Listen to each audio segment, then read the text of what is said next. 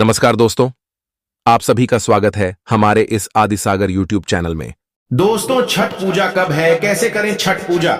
नहाए खाए की परंपरा, क्या खाना चाहिए और क्या नहीं। छठी मैया को 3 चीज कभी मत चढ़ाना, व्रत टूट जाता है। संतान को होते हैं कष्ट।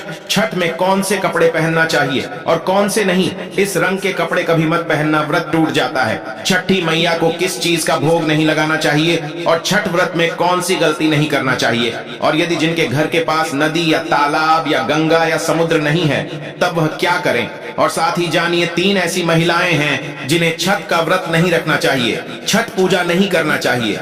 घोर पाप लगता है, व्रत टूट जाता है, उल्टा संतान को जीवन भर मिलते हैं कष्ट। और यदि आपने छठ पूजा में यह कार्य कर लिया, यह उपाय कर लिया, तो आपको दुनिया की कोई भी ताकत करोड़पति होने से रोक नहीं पाएगी। स्माइल फैमिली चैनल के घर के सदस्य भी, घर की महिलाएं भी यह कार्य जरूर करती हैं। दोस्तों, हिंदी पंचांग के अनुसार छठ हर वर्ष कार्तिक मास के शुक्ल पक्ष की षष्ठी यानी छठी तिथि पर मनाया जाता है।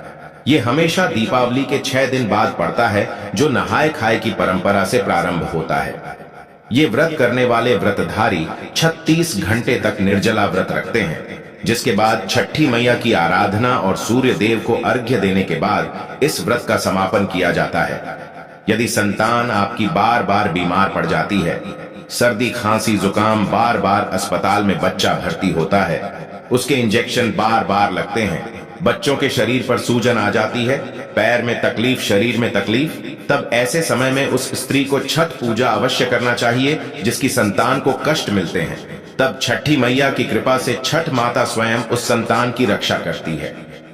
छठी मैया बहुत प्यारी है, संतान की स्वयं रक्षा करती है, परिवार की रक्षा करती है, परिवार में कभी विपदाएं नहीं आती।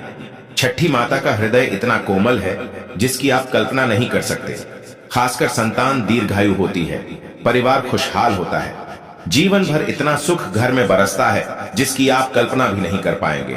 छठी माँ ब्रह्मांड की माँ है, संसार की माँ है, संतान की माँ है, जो सच्चे दिल से एक बार छठी मैया को प्रसन्न कर लेता है। समझो उसने 7 बार पृथ्वी की परिक्रमा कर ली, गंगा स्नान कर लिया, धार्मिक यात्रा कर ली, देवताओं की परिक्रमा करना माना जाता है। छठ पूजा 2024 शुभ मुहूर्त कार्तिक माह के शुक्ल पक्ष की षष्ठी तिथि 7 नवंबर को देर रात 12:41 पर शुरू होगी और 8 नवंबर को देर रात 12:34 पर समाप्त होगी। दोस्तों, सबसे पहले हम ये जानते हैं कि ऐसी कौन सी महिलाएं हैं जिन्हें छठ पूजा नहीं करनी चाहिए। लगता है घोर पाप और व्रत टूट जाता है, छठी मैया क्रोधित हो जाती है। हम यह भी बताएंगे माता को क्या चढ़ाना चाहिए, क्या नहीं, खाने में क्या खाना चाहिए और क्या नहीं। हम इस वीडियो में बारी बारी जानकारी बताएंगे, तो वीडियो आज की बहुत ही सुंदर है। अंत तक बन रहे। सुंदर सी वीडियो को पहले लाइक करें और हमारे चैनल को सब्सक्राइब जरूर करें। सच्चे दिल से कमेंट में लिखें, जय हो छठी मैया की। छठी मैया स्वयं आपकी संतान की रक्षा करेंगे। आपके घर में छठी मैया खुद चलकर आएंगी, मां का होगा वास।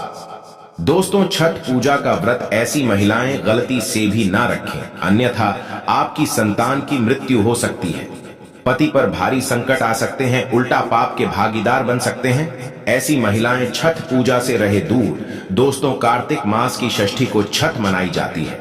छठे दिन पूजी जाने वाली षष्ठी को बिहार में आसान भाषा में छठी मैया कहकर पुकारना है।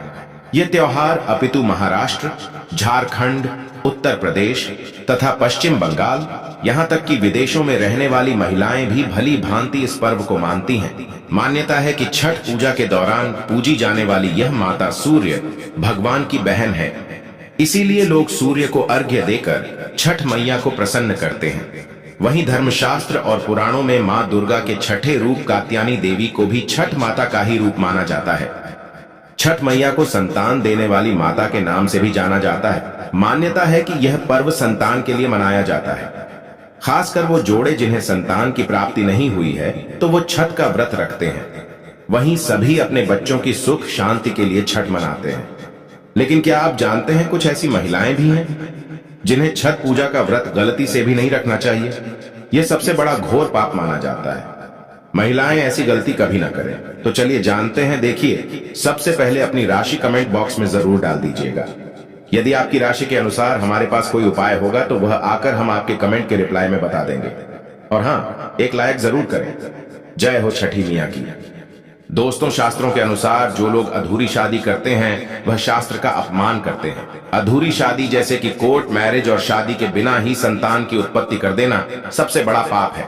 ऐसे में छठ पूजा का व्रत ऐसे लोगों को अपनी संतान के लिए कभी नहीं रखना चाहिए, क्योंकि आपने हिंदू रीति रिवाजों के अनुसार 7 फेरे नहीं लिए हैं। और वहीं बिन शादी के जब ऐसे लोग साथ में रहते हैं तो समाज में ऐसा रिश्ता कलंकित होता है। दोस्तों, बहुत से लोग ऐसे हैं जो भागकर शादी करते हैं और परिवार को दुखी कर देते हैं। माता पिता को समाज में कलंकित कर देते हैं, माता पिता को रुलाते हैं, परिवार को रुलाते हैं, समाज को बदनाम करते हैं। ऐसे लोग पूरे जनजीवन समस्त संसार के लिए श्रापित हैं। देखिए, परिवार को रुलाकर हमेशा रिश्ते अनर्थी होते हैं, रिश्ते जुड़ते नहीं हैं। इसीलिए जो लोग भागकर शादी करते हैं और कोर्ट मैरिज कर लेते हैं, 7 फेरे नहीं लेते हैं, हिंदू रीति रिवाज के साथ शादी नहीं करते, विवाह नहीं करते, तो उनके लिए यह व्रत उचित नहीं है। 7 फेरे का मतलब होता है आपने अग्निदेव का आशीर्वाद लिया, 33 कोटि देवी देवता का आशीर्वाद लिया, माँ बाप का आशीर्वाद लिया, परिवार का आशीर्वाद लिया, समाज को सम्मान दिया। मतलब अब आप पूज्य योग्य हैं, आप भगवान की सेवा कर सकते हैं, आप कोई भी व्रत आदि घमंड के साथ कर सकते हैं। यदि जिस स्त्री को हल्दी न लगी हो, जिस पुरुष को हल्दी न लगी हो, ऐसा विवाह भी अशुभ होता है। शादी में हल्दी अवश्य लगना चाहिए, तभी ही आप व्रत आदि रख सकते हैं, पूजा पाठ कर सकते हैं, किसी भी मांगलिक कार्य में आप शामिल हो सकते हैं। इसीलिए ऐसी स्त्री किसी भी धार्मिक कार्य में तभी सफल व शामिल हो सकती है जब वह अग्नि के साथ फेरे ले ले। ऐसी शादी को ही शास्त्रों में सर्वश्रेष्ठ माना जाता है। ऐसे में अगर आपकी अधूरी शादी है तो आप छठ पूजा कभी ना करें। आपके ऐसा करने से छठी मैया का अपमान माना जाएगा और आपको पाप लग सकता है। दोस्तों, शास्त्रों के अनुसार इस व्रत को सच्चे मन से रखना चाहिए। अगर कोई महिला शौक में यानी बेमन से इस व्रत को रखती है तो उनके पति या संतान की मृत्यु या उन पर कष्ट आ सकते हैं। सच्ची श्रद्धा के साथ छठ पूजा का व्रत रखना चाहिए। इस व्रत के सफल होने से संतान सुख की प्राप्ति होती है, संतान को कष्ट कभी नहीं आते। छठी मैया करती है रक्षा, घर परिवार होता है खुशहाल जो लोग छठ पूजा करते हैं। तो छठी मैया उनके इर्द गिर्द, उनके घर के आसपास सदैव घूमती रहती है, उनकी रक्षा करती है, उनकी संतानों की रक्षा करती है। जो बांझ महिलाएं हैं उन्हें संतान सुख की प्राप्ति देती है। लेकिन सच्चे हृदय से ही माता को पुकारें। दोस्तों, छठ पूजा करने से सैकड़ों युगों के फल की प्राप्ति होती है। परिवार में सुख, समृद्धि, धन की प्राप्ति होती है। छठी मैया की पूजा से सभी मनोकामनाएं होती हैं पूरी। वहीं कुंवारी कन्याएं और पुरुष भी छठ पूजा कर सकते हैं। छठ पूजा का फल कई लाख गुना प्राप्त होता है। इससे व्यक्ति के सभी पाप खत्म हो जाते हैं और सुख समृद्धि की प्राप्ति होती है। छठ पूजा का व्रत पूरा करने से स्वयं छठी मैया आपके पूरे घर की रक्षा करती है। दोस्तों, अब यह भी जान लेते हैं कि छठ मैया को ऐसी कौन सी 3 चीजें हैं जो नहीं चढ़ानी चाहिए, भयंकर पाप लगता है।